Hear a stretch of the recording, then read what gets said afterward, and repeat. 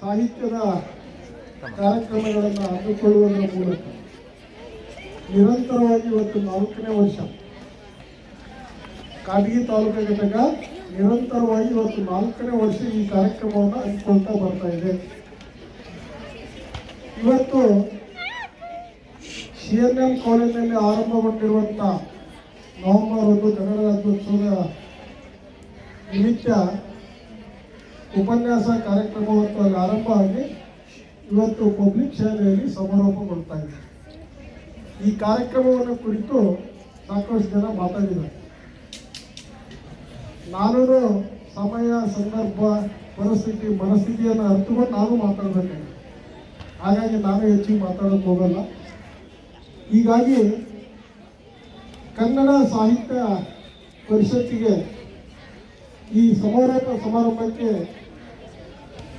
ಈ ಕಾರ್ಯಕ್ರಮದ ಅಧ್ಯಕ್ಷತೆಯನ್ನು ವಹಿಸಬೇಕಿರುವಂಥ ಈ ಶಾಲೆಯ ಪ್ರಾಂಶುಪಾಲರಾಗಿರುವಂಥ ಶರಣಪ್ಪ ಸೋಮಾಪುರ ಸರ್ ಅವರೇ, ಈ ಕಾರ್ಯಕ್ರಮದ ಮುಖ್ಯ ಅತಿಥಿಗಳು ಮತ್ತು ಸಿಂಧನೂರು ತಾಲೂಕಾ ಕಸಾಪ ಅಧ್ಯಕ್ಷರು ಶ್ರೀಯುತ ಪಪ್ಪಾಯ ಸ್ವಾಮಿ ಅವರೇ, ಕನ್ನಡ ಸಾಹಿತ್ಯ ಮತ್ತು ಶಿಕ್ಷಣ ಮತ್ತು ಶಿಕ್ಷಕರ ಬಗ್ಗೆ ಅಪಾರ ಕಾಳಜಿಯನ್ನು ಇಟ್ಕೊಂಡಿರುವಂಥ ಚನ್ನಬಸಪ್ಪ ಸುಂಕರ್ ಸರ್ ಅವರೇ ಮತ್ತು ನಮ್ಮ ಕನ್ನಡ ಸಾಹಿತ್ಯ ಪರಿಷತ್ತಿನ ಜಿಲ್ಲಾ ಘಟಕದ ಪದಾಧಿಕಾರಿಗಳು, ಹಿರಿಯರಾಗಿರುವಂಥ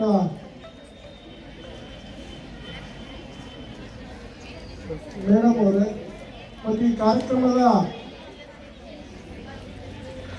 ಕಾರ್ತಿಕೋತ್ಸವದ ಅಂತಿಮ ಉಪನ್ಯಾಸವನ್ನು ನೀಡಿರುವಂಥ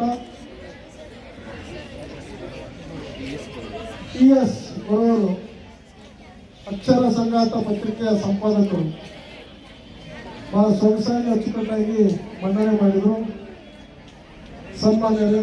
ಅದೇ ರೀತಿಯಾಗಿ ಹಿರಿಯರಾಗಿರುವಂಥ ಲಿವಿಷನ್ ಸರ್ ಅವರೇ, ಭೀಮಣ್ಣ ಅವರೇ ಮತ್ತು ಈಗ ತಾನೇ ಕಾರ್ಯಕ್ರಮ ಉದ್ದೇಶರು ಮಾತಾಡುವಂಥ ನಿಕಟಪೂರ್ವ ಅಧ್ಯಕ್ಷರು, ರಾಜ್ಯ ಉಪಾಧ್ಯಕ್ಷರು, ಶಿಕ್ಷಕರ ಸಂಘ ಚನ್ನಬಸಪ್ಪ ಹೋಕಳದವರೇ, ಶರಣಪ್ಪ ಕೋಟೆಯವರೇ, ಮಂಜುನಾಥ್ ಅವರೇ, ರವಳದವರೇ, ಶಿಕ್ಷಕರ ಸಂಘದ ಅಧ್ಯಕ್ಷರಾಗಿರುವಂಥ ವಿಕ್ರಮ ಬೀರ್ಗಳ ಅವರೇ, ಯಾವತ್ತು ಈ ಶಾಲೆಯ ನನ್ನ ಶ್ರೇಷ್ಠ ಜ್ಯೇಷ್ಠ ವೃತ್ತಿ ಬಂದು ಬಂದಿರುವರು ಮುಂದೆ ಮಕ್ಕಳು. ಈ ನೀವು ಮಾತಾಡೋಕ್ಕಿದ್ರೆ ನನ್ನ ಭಾಷಣ ಸಮಯ ಹೆಚ್ಚಾಗಿ ಹೆಂಗೆ ಮಾಡ್ತೀನಿ. ನಿಮ್ಮ ಮಾತು ಕಮ್ಮಿ ಆದ್ರೆ ನನ್ನ ಭಾಷೆ ಬೇಗ ಮುಗಿತು. ಯಾವಾಗ ಅಂತ ಹೇಳಿ ಜಲ್ದಿ ಬೇಗ. ಕನ್ನಡ ಸಾಹಿತ್ಯ ಪರಿಷತ್ತು ಏನಿದೆ, ಕನ್ನಡ ಸಾಹಿತ್ಯ ಪರಿಷತ್ತು ಅಂದ್ರೆ ಏನಂತ ಗೊತ್ತಿದೆಯಾ? ನಿಮಗೆಲ್ಲ ಪಾಠ ಬರುತ್ತೆ, ಪಾಠ ಓದಿದ್ದೀರಾ, ಪಾಸಾಗಿದ್ದೀರಾ. ಕನ್ನಡ ಸಾಹಿತ್ಯ ಪರಿಷತ್ತು ಇದು ಸ್ಥಾಪನೆ ಆಗಿದ್ದು ಗೊತ್ತಿದೆ ಯಾರಿಗಾದ್ರು? ಕನ್ನಡ ಸಾಹಿತ್ಯ ಪರಿಷತ್ ಯಾವಾಗ ಸ್ಥಾಪನೆ ಆಯಿತು? 1915 ಮೇ 5 ಸ್ಥಾಪನೆ ಆಯಿತು. ಸ್ವಾತಂತ್ರ್ಯ ಸಿಕ್ಕಿತ್ತ ನಮ್ಮ ದೇಶಕ್ಕೆ?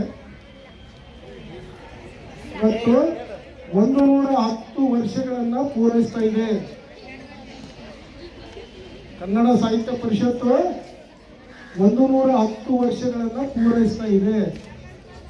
ಅಂದರೆ ಸ್ಥಾಪನೆ ಆಗಿ 110 ವರ್ಷದಲ್ಲಿ ಇದೆ. ಸ್ವಾತಂತ್ರ್ಯ ಸಿಕ್ಕ ಎಷ್ಟು ವರ್ಷ ಆಯಿತು? ಯಾವಾಗ ಸಿಕ್ತು? 1947.